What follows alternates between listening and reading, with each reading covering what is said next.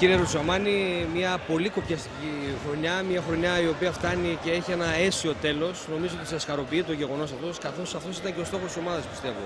Είναι πρώτη φορά εμπλοκή στα διοικητικά αυτής της ομάδας, έστω και σε αφανή ρόλο, αλλά νομίζω ότι η επιτυχία είναι να γνωρίσουμε από όλο το τρικαλινό κοινό. Πώς σας ικανοποιεί το γεγονός αυτό? Κοιτάξτε, σίγουρα ήταν μια πολύ δύσκολη χρονιά για μας, καθώς θυμάστε όλα τα προβλήματα που είχαμε στην αρχή. Παρά τα αυτά, παρόλο και οποιαδήποτε άλλα προβλήματα παρουσιαστήκαν στην πορεία, προσπαθήσαμε με όλες μας τις δυνάμεις να ανταπεξέλθουμε. Είμαστε πολύ περήφανοι για αυτή την ομάδα. Δεν ήταν εύκολο για τα Τρίκαλα να μπορέσουν να μείνουν στην κατηγορία και μάλιστα αρκετά σχετικά νωρίς.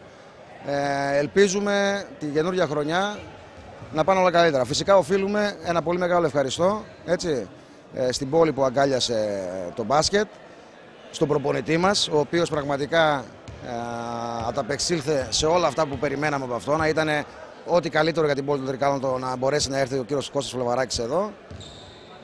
Και ελπίζω να έχουμε και του χρόνου την ίδια συνέχεια. Υπήρξαν καλές και κακές στιγμές. Συνήθως τις καλές δεν τις θυμόμαστε κάθε φορά, αλλά τις κακές θέλετε να επισημάνετε κάποιους παράγοντες οι οποίοι... Δεν θέλω να πω αυτή την ώρα τίποτα τέτοιο. Θα πρέπει να καταλάβουν όλοι ότι ο αθλητισμός έχει και χαρές, έχει και λύπες. Δεν μπορεί να έχεις ούτε μόνο χαρές ούτε μόνο νίκες.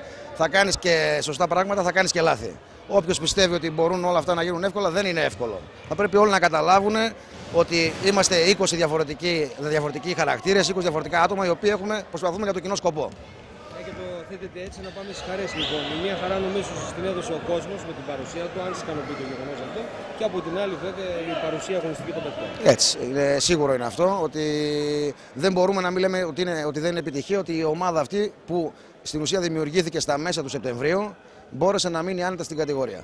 Το τελευταίο, στην τελική ευθεία, όταν φτάσαμε προς το τέλος του πρωταθλήματος, δημιουργήθηκαν κάποια κενά σε αυτή την τύση μέσα σε εισαγωγικά, τα οποία βέβαια δώσανε τροφή για διάφορα σχόλια. Πιστεύετε ότι θα συνεχίσετε με τον ίδιο ζήλο, με την ίδια δύναμη και το ίδιο πάθος για την επόμενη σεζόν? Κοιτάξτε, είναι πάρα πολύ νωρίς ακόμα για όλους. Σας είπα, θα πρέπει να καταλάβουν όλοι ότι δεν είναι εύκολο. Ακόμα και οι άνθρωποι που λέτε που μπορεί να χαλαρώσαν, είτε είναι άνθρωποι που είναι μέσα εξωδιοικητικοί του μπάσκετ, δηλαδή της ομάδος, είτε είναι οι αθλητές, ήταν μια χρονιά κάτω από τρομερή πίεση. Είναι λογικό μετά τη σωτηρία να υπήρχε μια χαλάρωση. Δεν νομίζω όμως ότι αυτό θα χαλάσει την καλή εικόνα όλης της χρονιάς.